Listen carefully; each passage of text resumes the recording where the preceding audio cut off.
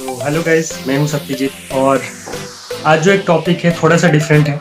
और क्यों है मैं टॉपिक लेके आया हूं, क्योंकि कुछ दिन पहले, क्या 17 तारीख को या उसी के आसपास, माइक्रोमैक्स ने ट्विटर पे बोला था कि वो अपने प्रीमियम फीचर्स, प्रीमियम लुक वगैरह वगैरह के साथ आएंगे। एंड वो लोग बहुत इंटेंशनली हार्ड वर्क कर रहे हैं, ये वगैरह कर रहे हैं, कुछ भी कर रहे हैं, ठीक है।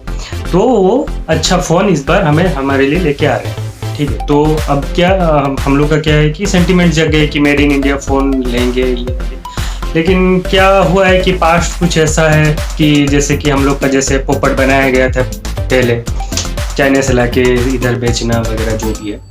तो थोड़ा सा रिसर्च करने के लिए मैंने विकिपीडिया में सर्च करा कि कुछ मैन्युफैक्चरिंग प्लांट्स कितने हैं, मतलब वो लोग जो बोल रहे हैं कि हम लोग काम कर रहे हैं, कुछ भी कर रहे हैं, तो मैन्युफैक्चरिंग तो करेंगे इस बार, राइट। क्योंकि पिछले बार इसीलिए बॉयकॉट कर दिया गया था, या लोग माइक्रोमैक्स को इतने यूज़ नहीं कर रहे थे क्योंकि पता चल गया था कि चाइना से इम्पोर्ट करके ला रहे हैं। देन तो इस बार क्या, मतलब क्या उनके पास उतना मैन्युफैक्चरिंग प्लांट्स है कि वो लोग ये कर पाएँ कि नहीं कर पाएंगे। तो वो चेक करने के लिए मैंने ये सर्च किया और मुझे क्या मिला कि उनके पास टोटल 4 मैन्युफैक्चरिंग प्लांट्स है जो विकिपीडिया में मुझे मिला, और उसमें से 2 अभी ऑपरेशनल है, मतलब एक ऑपरेशनल है, एक ट्रायल पे चल रहा है, बाकी 2 का छोड़िए। तो अब इतना कुछ ये करने के बाद मुझे फिर से ये लगा कि इस बार भी, और चीज़ क्या है कि ये अचानक से वो लोग आ गए कि हम नया स्मार्टफोन ला रहे हैं, कि वो पहले कहाँ गए थे। क्योंकि लास्ट जो उनका फ़ोन निकला था i1 note, Micromax i1 note I think, तो वो अक्टूबर में निकला था और बहुत टाइम हो चुका है वो फ़ोन को निकले, और तभी से हमें कोई अपडेट नहीं था। जब से ये नॉन चाइनीज़ ब्रांड को यूज़ करने का आया, चाइनीज़ को बॉयकट करने का आया, चाइनीज़ प्रोडक्ट्स को, तभी ये लोग फ़ोन लेकर आए अचानक से। तो अचानक से कैसे ये लोग मैन्युफैक्चर करेंगे या डिजाइन करेंगे, R&D करेंगे, कुछ भी करेंगे, और इतना जल्दी देंगे, और उनके पास क्या वो मतलब प्लान्स अवेलेबल हैं, रिसोर्सेस अवेलेबल है या नहीं, ये सब अपने से करने के लिए।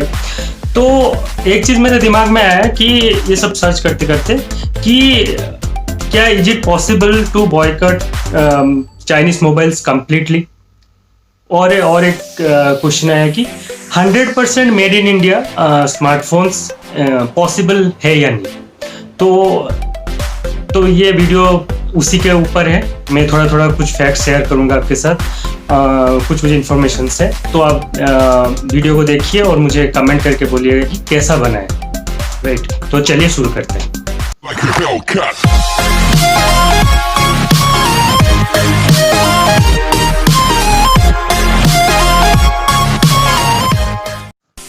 तो पहले सबसे शुरू करते हैं कि कौन कौन से ब्रांड्स जो इंडिया में स्मार्टफोन सेल करते हैं। कुछ चाइनीज़ है, कुछ नॉन चाइनीज़ है। तो चाइनीज़ के अगर मैं बात करने जाऊँ तो पहला है Xiaomi, आपको जैसे पता है सबसे largest manufacturer mobile phones in India. Then Oppo, Realme, OnePlus जो कि है BBQ इलेक्ट्रॉनिक्स के। अगेन Vivo, iQOO, ये सभी BBQ इलेक्ट्रॉनिक्स के हैं। नेक्स्ट आपका आता है Huawei जो US ट्रेड चाइना वार में, तो आपको सबको पता चल गया होगा Huawei के बारे में। देन आता है Lenovo। देन आता है Motorola जो कि पहले एक US कंपनी थी, बट अभी Lenovo ने खरीद लिया वो। नेक्स्ट जो एक ऑफलाइन स्मार्टफोन ब्रांड्स आते हैं जैसे टेक्नो और इन्फिनिक्स, ये भी एक्चुअली चाइनीज कंपनी है, जो कि ट्रांजिशन करके कंपनी है चाइना का, तो वो है।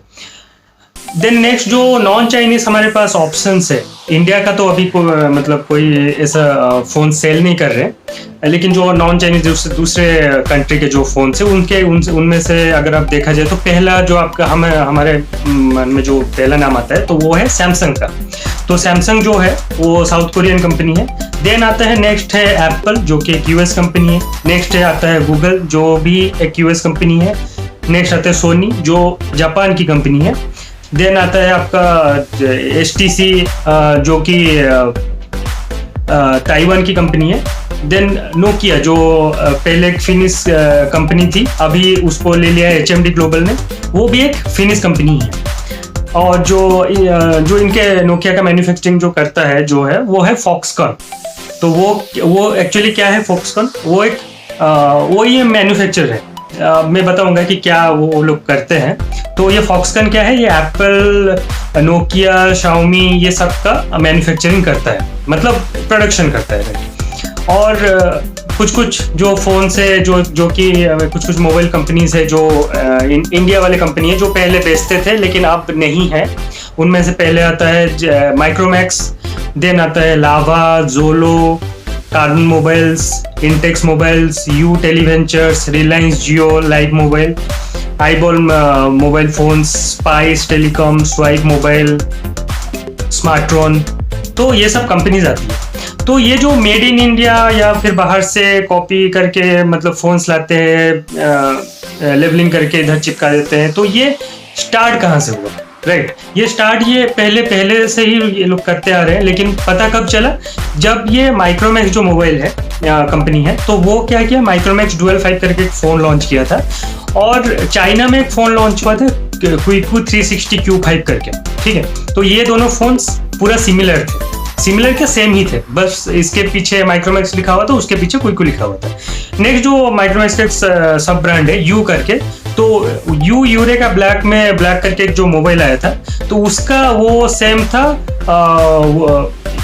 विको करके एक कंपनी था, विको फिल प्राइम करके एक मोबाइल फोन था, तो उसके साथ वो सिमिलर फोन था। सो अभी नेक्स्ट क्वेश्चन आता है कि क्या ये जो लावा, इंटेक्स, माइक्रोमैक्स, कार्बन, ये सब जो मोबाइल कंपनीज है, तो क्या ये इन लोगों ने कभी मतलब फोन बनाया या नहीं? मेड इन इंडिया फोन क्या बन सकता है या इन्होंने बनाया होगा? कि क्या ये कभी पॉसिबल हुआ है या होगा? पहला चीज है कि नो, नॉट रियली। क्यों? अभी दो ही ऑप्शंस अवेलेबल है अभी के सिनेरियो में। तो वो है कि आप क्या करेंगे, या पार्ट्स वगैरह क्या आप दूसरे जगह से इंपोर्ट कराएंगे इंडिया को, इंडिया में असेंबल करेंगे, राइट। और एक है कि आप जैसे माइक्रोमैक्स ने किया, एक दूसरे कंपनी के पास गया, उसका जो मोबाइल फोन है उसको पूरा ले लिया, अपना लेबल चिपका दिया और इंडिया में भेज दिया, राइट। तो इधर एक कॉन्सेप्ट आता है ODM और OEM का। जैसे आप लोग ने सुना होगा ये ODM OEM का, जब माइक्रोमैक्स का केस उठा था तो ODM OEM वाला कॉन्सेप्ट बहुत चल रहा था। तो ODM क्या है? Original designing and manufacturing company, ठीक है। और जो OEM original equipment manufacturing company. तो ये ODM क्या होता है? ODM लोग क्या होता है, वो अपना डिजाइन खुद का करते हैं, ठीक है।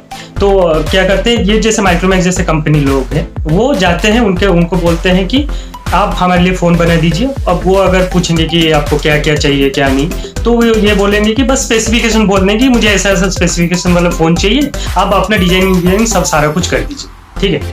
और OEM क्या होता है, जैसे एप्पल, सैमसंग वगैरह, वो क्या करते हैं, वो डिजाइनिंग, क्योंकि उनके पास R&D होता है, तो वो सारा कुछ चेक करने के बाद या अपना सब कुछ उनको बता देते हैं, वो बस असेंबल करते हैं, ठीक है। मास प्रोडक्शन करके वो असेंबल करते हैं। तो इसमें क्या होता है, जैसे माइक्रोमैक्स ने क्या किया, माइक्रोमैक्स उधर गया, उनसे बोला, फोन लेके चले आए, और इसमें ज्यादा टाइम भी नहीं लगता क्योंकि उन लोग के पास पहले से डिजाइन करना रहता है। तो ये लोग ने क्या किया, आपको पता है माइक्रोमैक्स क्यों उठ नहीं पाया कभी? जब ये चाइनीज कंपनी पूरा आने लगे तो माइक्रोमैक्स कभी खड़ा क्यों नहीं हो पाया? क्योंकि इन्होंने बस बाहर से मोबाइल लाया, इधर बेचा। जो R&D उनको करना चाहिए था सॉफ्टवेयर पे या आफ्टर सेल सर्विस पे, वो इतना गंदा था कि आप जैसे देखेंगे, जब कैनवस इन्फिनिटी वगैरह आया था, जब 18:9 का डिस्प्ले चल रहा था, तब भी वो फोन्स चले नहीं, और लोगों ने वही स्पेसिफिकेशन के फोन खरीदे, लेकिन दूसरे कंपनी के। क्यों? क्योंकि इनको जो सॉफ्टवेयर एक्सपीरियंस उनके उतना सही नहीं था, इनके पास R&D था नहीं कि सॉफ्टवेयर को कैसे, ये कभी इन्होंने काम किया ही नहीं अपने एंड से, ठीक है। तो अब उसमें क्या होगा कि आप एक कस्टमर बेस बना नहीं पाओगे। आपको पता है जो Android One जो सीरीज है MI का, वो जो MI कंपनी है Xiaomi, तो वो उसको इतना खराब करते करते क्यों जा रहा है? क्योंकि उनको अगर उसको खराब करते जा रहे हैं और नोट सीरीज को उसको उठाते जा रहे हैं। उनके वो आप जब देखेंगे कि MI A1 बहुत ज़्यादा सक्सेसफुल था, उसके बाद MI A2 में थोड़ा कुछ उन्होंने कट कर दिया, MI A3 में भी कुछ उन्होंने स्पेसिफिकेशन कट करवा दिया, जो कि वो नहीं कर सकते, तो बहुत अच्छा चलता है क्यों लोगों का Android One फ़ोन चाहिए। लेकिन क्या होता है उसमें, क्या होता है, वो लोग Android One के ऊपर हैबिचुएट हो जाते हैं कस्टमर्स। तो इनके जो मतलब इनको जो टेस्ट मिलता, मतलब एक MI UI यूज़ करके, तो उससे वो कस्टमर बेस बनाते हैं।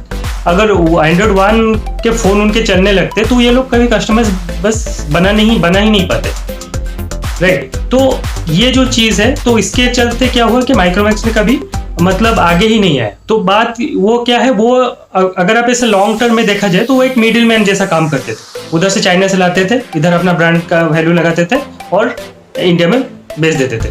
तो जब चाइनीज कंपनी जो खुद उधर बनाती है वो जब आके इधर सेल करने लगी तो ये मिडिल मैन जो थे वो अपना जो मुनाफा कमा रहे थे वो हट गए और सिचुएशन कुछ ऐसा बन गया था कि वो हाइपर कंपटीशन में चला गया। हाइपर कंपटीशन में मतलब क्या होता है कि बहुत ज्यादा सेलर्स रहते हैं लेकिन बायर बहुत कम रहते हैं।